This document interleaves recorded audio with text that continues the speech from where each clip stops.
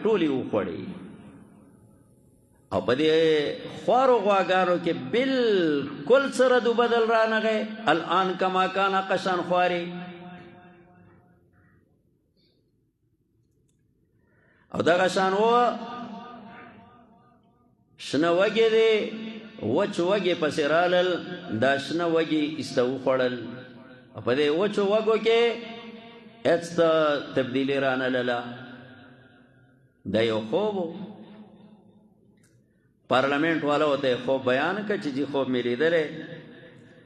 سبع بقرات سمان یاکلوهن چې خوري سبع عجافا و غواګانې ښکارې و سبع سنبلات خضر و وږي دي شنه نور دی وچ یا ایها الملأ اے سردارانو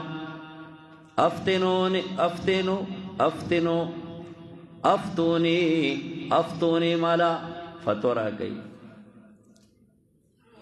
تعبیر لرو باسی فی رؤیایا کئی تاسو للرؤیا تعبرون د خوب د پارا تعبیر استون کی د دې خوب تعبیر را کئی هغوی تا چې چاته تعبیر نه معلوم جو هغه خو به خامخا څه وایي نو هر دی بچه جی مړه پرېږده سړیه دا پراګنده خوبونه دي سربې دي ولیدي او خوارې دي ولیدي دا له څه خبره ده قالوا اضغاث احلام ویل دیو دا پراګنده ګډوډ خوبونه دي وما نحن بتاویل الاحلام او نه یو مونږه په تعبیر د پراګنده خوبونو پویا اضغاث احلام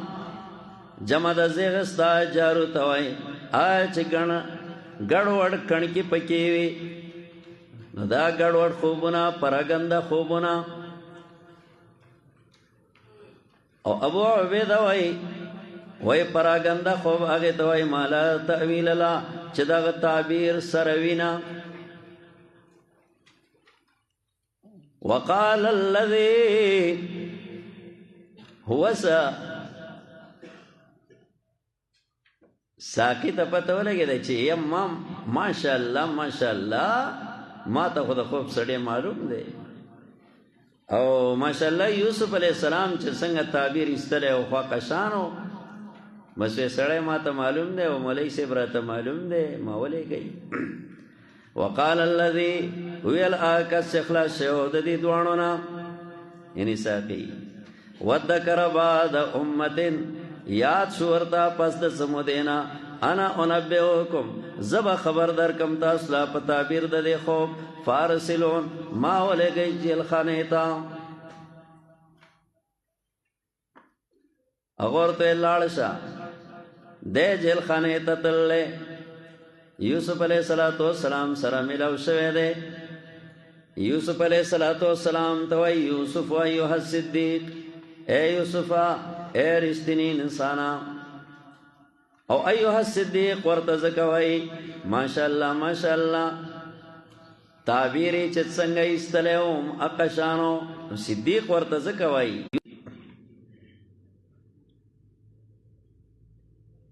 افتنا فی سبع بقرات تعبیر را کمنگتا پبارا دو غواگانو سمانن چې سربی یا کلوهن چې خوري هغوی لرا سبعن عجافن و غواګانې خوارې و سبع سنبلات و وږي دي شنه او نور وچ لعلی ارجعو د دپاره چې زه واپس شم خلکو ته لعلهم یعلمون د دپاره چې پوه شي په تعبیر د دې خوب یا لعلهم یعلمون د دپاره چې پوه شي ستا په مرتبه یوسف علیہ السلام د خوب تعبیر مرتخی بے د څه شرطا بے د حصار ولو درم بے د ساقی د ملامت کولو چې بیکار انسانا سونا عمر د تیر شا وی 2 کاله پس تیر غله او شاهی دربار درنا ما چتا ته ویلو هغه درنه یې رکړه اوس د ضرورت په شنو راغله نه هیڅ مرته ونه ویل انبیاء دا زړونه نه دي ماشاءالله سمندري دي نو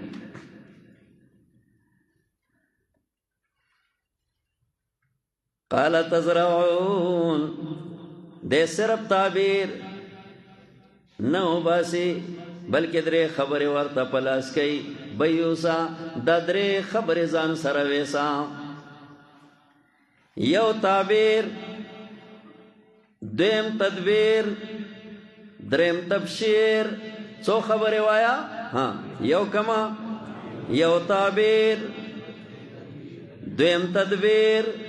نو دریم تبشیر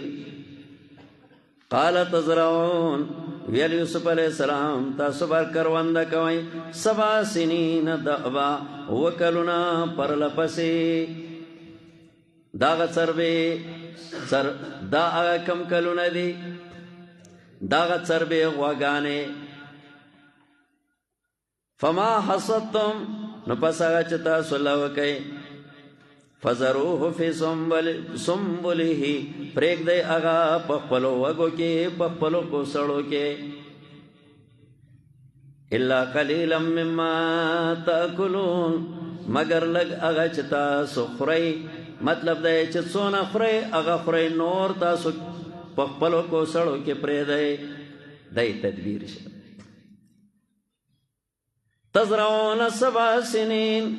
دا تعبیر د سربو غواګانو وما حصدتم دا تدبیر د معاش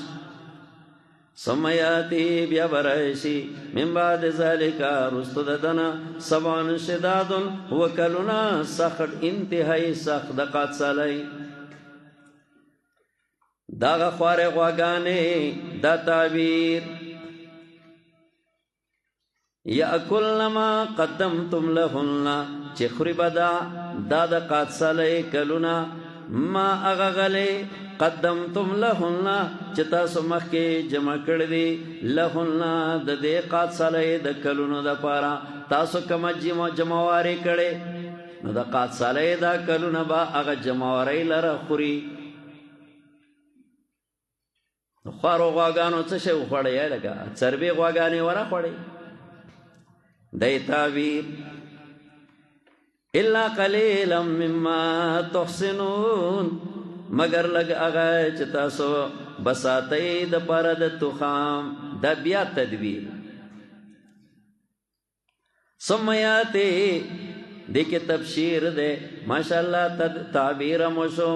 تدبیر موشو اوس درېما خبره کم یو تبشیر سمياتی بیا براشی رستو دینا آمنی او دا سکال فیه یغاث الناس چې پدې کې با بارانونه وکړه شي په خلکو باندې وفیه عاصرون او پدېو کې با دیونه چھوړول کوي یغاث الناس یومنا یصيبهم الغیث بارانونه ورته ورسیږي یا یغاث الناس فریاد با قبول کړی شي د خلکو په فراخی د غوث نه د فریاد رسی وفيه عاصرون او په دیو کې با دیونه چوړول کوي کنزله بنا چوړوي تیلونه به تراو باسي انګور بنا چوړوي شرابونه به تراو باسي وهذا يدل على ذهاب الجدب وحضور الخسف والخير ماشاء الله سختی بلالشي فراخي براشي خیر براشي خوشالي براشي بارانونه بوي دا تبشیر شه وقال الملك ائتوني به ویل بادشاہ راولی ماتا دغه یوسف چې کله هغه کسر لاړو بادشاہ پوه شو ماشاءالله خيار بادشاہ ویل بادشاہ راولی ماتا دغه فلما کلمه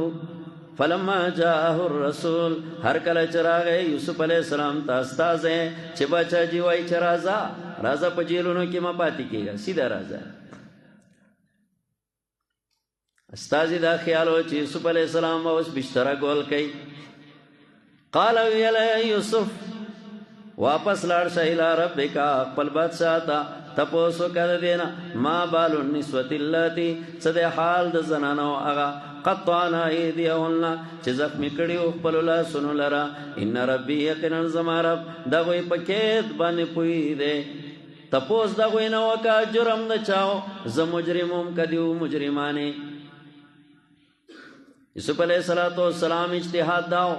څه اجتهاد دیو چې کده سلاړ شم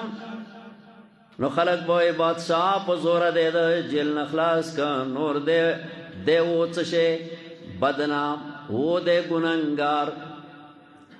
خلق ببیا زما دعوت تا وگنگری نو اول خپلا سپائی بیا با خلق زما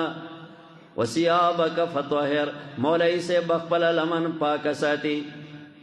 دائی بخپلا لمن پاک ساتی چه خلقو تا ودری باغا خلق ورتوائی مڑا تخپل خپل بچو ته وګوره ځان ته وګوره ته مونږ ته سواس کې بیا بس کې وسیابک فتوهر دیو جنا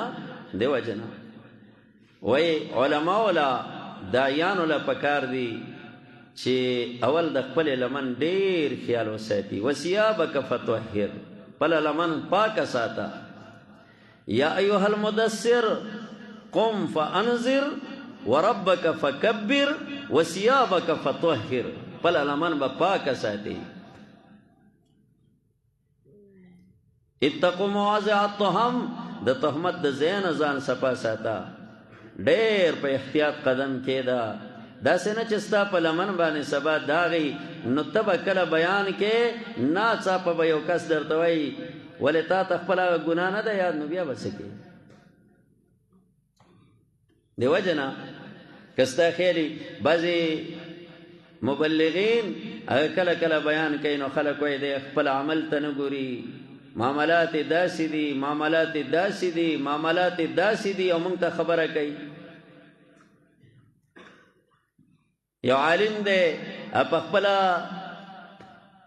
زندگی د قرآن او د حدیث موافق نه ده نو کله چې دی بیان کوي نو خلک خامخا په هغې باندې ګوته اوچتئ مړه وی پرېږده سړي عادته د ده خبرې ما اورئ یوسف علیہ الصلوۃ والسلام اول د خپل لمن صفائی کوي او ماشاءالله دا اجتهاد د یوسف علیہ السلام دی زمونږ نبی اجتهاد سو اے قربان د نبی نشم وای کا استاذ راغله وی نو لا عجبت الداعی زبر سره سیده تله وی